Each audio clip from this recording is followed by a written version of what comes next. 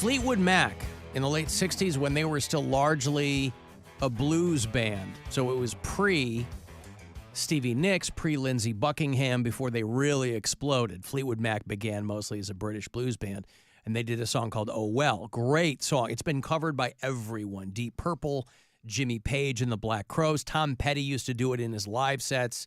Kenny Wayne Shepherd. When I was on in Detroit, there's a local band called the Rockets that did it, and we used to play the Rockets version all the time. And Chris Stapleton covers it on the new Slash covers album. And that's the first one that they dropped from it, was Oh Well by Fleetwood Mac. It's called Orgy of the Damned. Slash's new covers and collab record is coming next month. Yeah, it's got Demi Lovato on it. Mm-hmm. She sings Papa Was a Rolling Stone. He's collaborated with her before. It's got Iggy Pop, Gary Clark Jr., Billy Gibbons from ZZ Top, who has his own cover of Oh Well, Brian Johnson from AC/DC, and lots more. But the Chris Stapleton Oh Well single is the first one they dropped from it. And then you might have seen the promos that Chris Stapleton and Ryan Gosling are doing Saturday Night Live tomorrow night. That'll be cool. A lot of times, you know, I feel like I've fallen off. I finally got to the point where, as far as the musical guest was concerned, I got too old for SNL.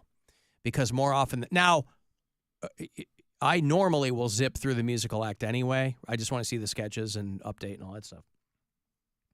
But over the past couple of years, I kind of dropped off SNL because I simply did not know who the musical guest was. Because they're going for like younger pop audiences, right? They're trying to get those. But Chris Stapleton and Ryan Gosling, I mean, Ryan Gosling's always great in SNL. But Chris Stapleton's dynamite. So I'll watch that tomorrow night. But anyway, the Slash Covers album is going to be out next month with Chris Stapleton. Speaking of SNL, of course, somebody put together a huge supercut of Norm Macdonald, his old OJ jokes. Yeah, it's great. You know, Norm famously got fired from Saturday Night Live because the guy who was running the network at the time was friends with O.J. Simpson. And Norm would just make nonstop O.J. Simpson jokes on Weekend Update. And a guy named Don Ohlmeyer, who was the West Coast president of NBC, was golfing buddies with O.J. and didn't think Norm was funny to begin with. And the nail in the coffin was that he would just keep making O.J. jokes. Well, let's get to O.J. O.J. Simpson's lawyers say they don't want the families of Nicole Brown and Ronald Goldman in the courtroom during the trial. They're afraid the presence of the family members will just remind O.J. of how much more killing he still has to do. It was revealed this week that defense lawyer Johnny Cochran once abused his first wife. In his defense, Cochran said, "Hey, at least I didn't kill her like some people I know." This week at the O.J. Simpson trial, the infamous bloody glove was finally introduced into evidence, and O.J. didn't help his case any by blurting out, "There it is, I've been looking all over for that thing."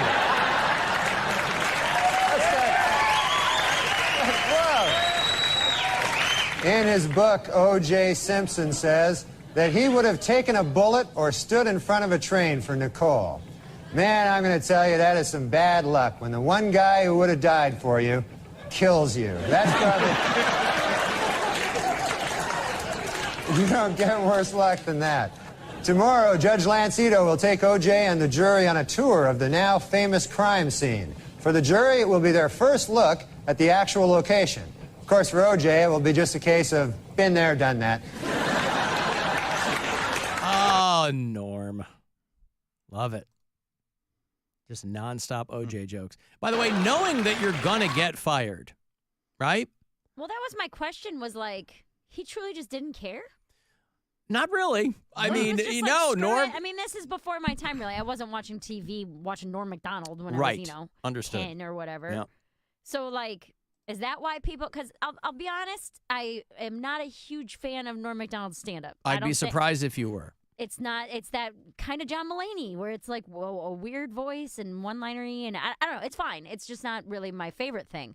So, is this more what endeared him to audiences, that he just really didn't care and he was going to do what he wanted anyway? Well, people think he's incredibly funny. I mean, his cadence is very unique and he's very dry, and that really resonates with a lot of people. And then on top of that, doing things that he thinks funny, whether or not anybody else thinks they're funny, is just who he is.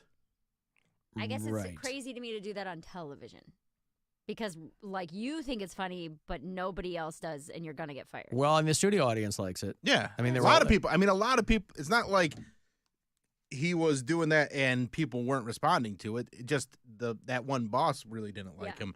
But a lot of people loved what he was doing with that. And then, he was touring theaters at that time, and he got a movie out of it, and he became a pretty big comedy star. In his panels on like Conan and stuff are some of the funniest moments. Well, and that's like in late night history. In him, when he's like just talking, I think he's pretty funny. I think he's quick. I like that. I don't know. I guess it just maybe it's the. Have you watched his special Hitler's Dog? No. You should watch that one. Okay. Give that one a shot. I've just watched like clips online. Yeah. I've not seen like an entire special. I mean, he was a big drinker for a long time, too. I saw him get booed off stage at the University of Michigan. He played a packed house. This would have been 99, 2000. He was playing to a packed house of college kids. Like whatever Akron has E.J. Thomas Hall, whatever that kind of campus venue is in Ann Arbor there at U of M, and went to see Norm Macdonald live. He got booed off stage about 25 minutes in because he had clearly been drinking. And even if he had been stone cold sober, probably would not have cared. So I was bummed. I'm sure everybody was bummed. There wasn't anybody there who was like, didn't like Norm Macdonald. So yeah, everybody's bummed out. But the one time I saw him, I only saw him for about 25 minutes.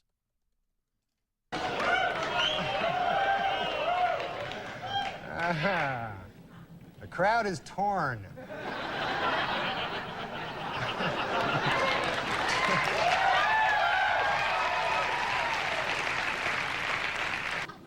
According to retailers, the most popular Halloween mask this year is O.J. Simpson. And the most popular Halloween greeting is, "I'll kill you and that guy who's bringing over your glasses," or treat.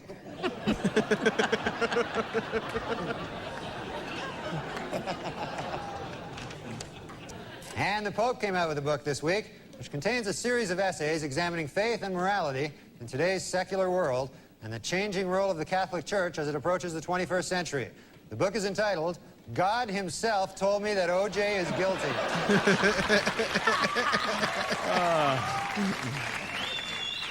In other book news, Prince Charles released an autobiography in which he states that he never loved Princess Di and that his father pressured him to marry her. The book is entitled, "Of Course O.J. Did It. I mean, come on." I mean, come on. Yeah. It's too bad.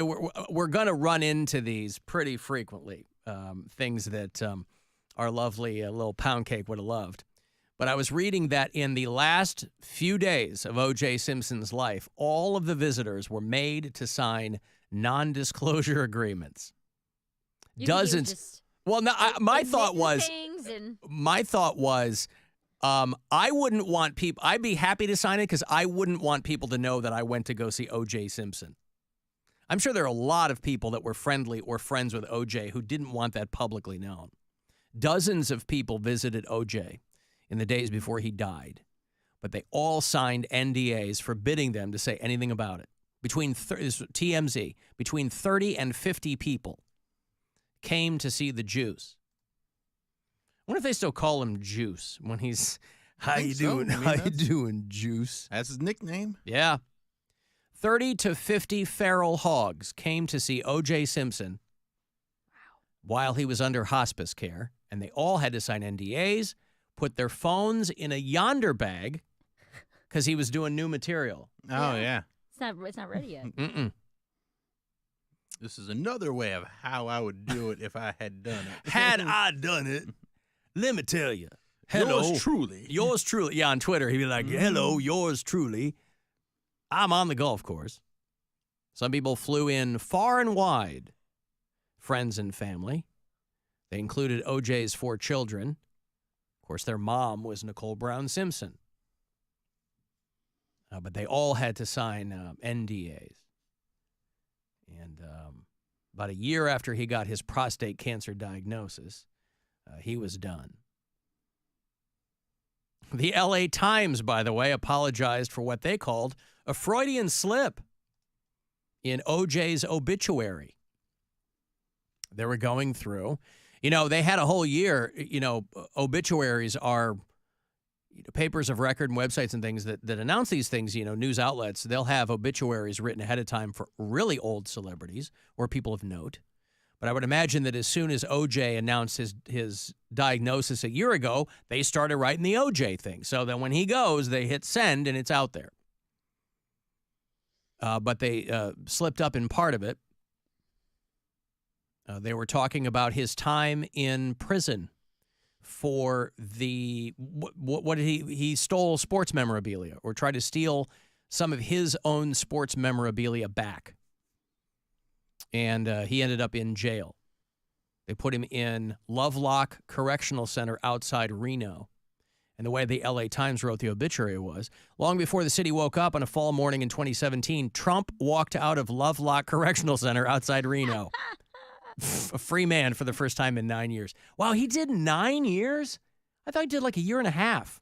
Oh, he's in there for a while. Wow. Yeah. Wow. Anyway, LA Times says that was a Freudian slip to say that it was Trump. I'm just so used to it. Well, MAGA Nation loves a dictator. Who knows? Maybe that'll be someone's story somewhere down the line. They're working on they've got that Trump movie finished. You see the first shot from the Trump movie?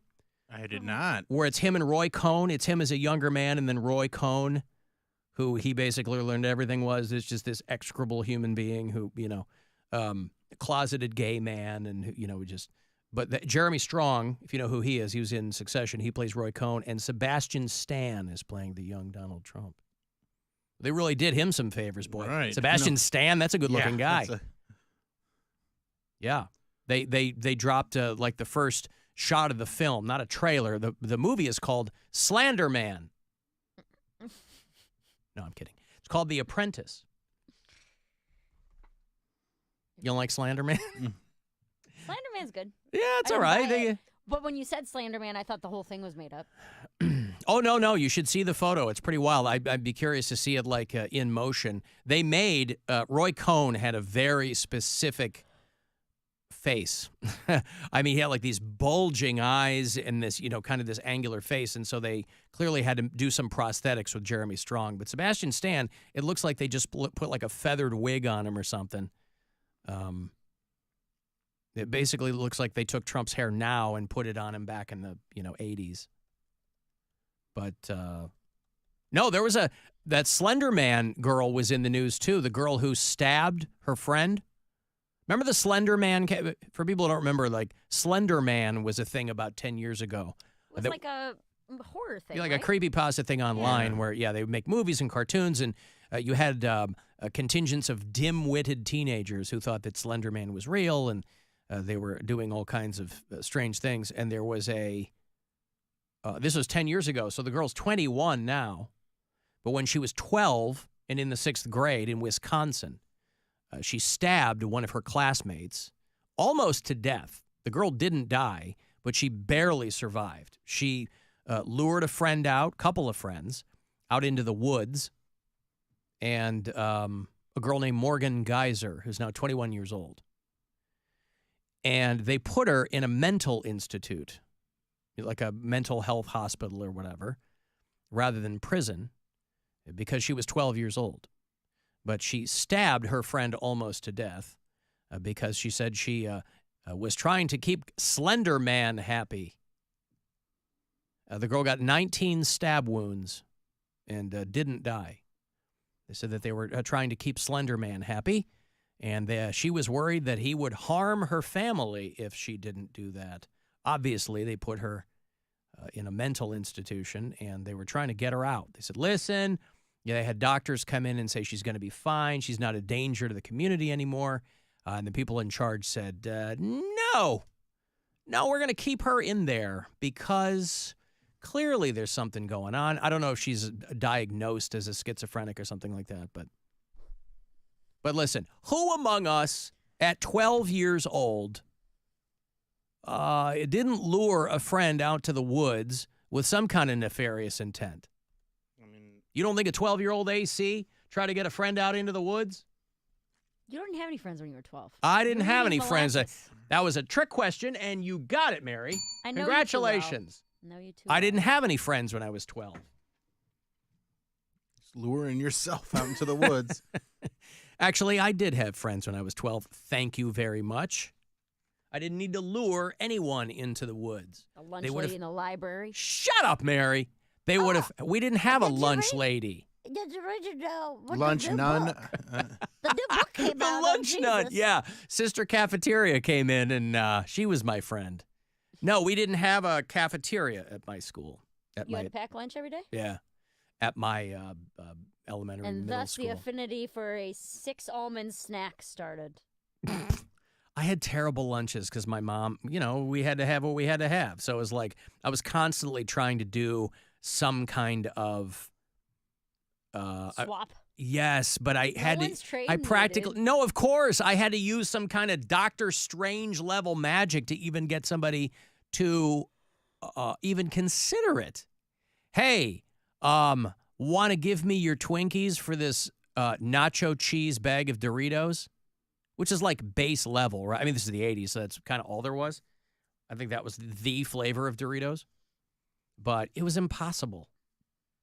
I'm eating a dry turkey sandwich, and nobody wants to trade with me. I don't have anything good to trade. And that's when you lured them into the woods. I lured them into the woods. Oh, you don't want to give me your Twinkie? Right. Interesting. Yep. I asked you nicely for your ho-hos. Now I'm going to beat you about the head, neck, and chest with a piece of PVC pipe I found behind that tree. No, I had friends. It was fine. Mm-hmm. But I certainly wasn't trading lunches. But we did have to pack every day. We had to pack a lunch. That's why you bring 2 lunches, Alan. Just If learn I something had every day. known, had I known, I mean, you wouldn't be born for another 10 years. So That's a lie. you were in no way. When were you born? 89. Oh, okay. You wouldn't be born for another 6 years. Yeah. So, yeah, but the people in charge of this Slender Man stabby girl, they said, yeah, we're not going to let her out. We're going to keep her there, and we're going to keep an eye on her, and we're going to make sure that she doesn't get out and fall under the spell of some other dumb internet meme. A high-risk person. But there you go. Maybe if she had traded some lunches. I'd love to know the backstory there, other than Slender Man. What did Slender Man want people to do? I don't know. He didn't have a face, did he? He just had those weird long nails. Yeah, no, he's Or like a like big, weird tall, I don't know. white guy in like a black and white suit. He was dressed like he was going to a funeral. A Babadook. A Babadook, yeah. Yeah. No, I'll show you on the live stream here. Here's the Slender Man, right? Just kind of has that, he was well named. He was very slender. Didn't seem to have hands Although they did or a face. assume the gender, which is of its Oh, time, I you guess. would rather have it be Slender Person.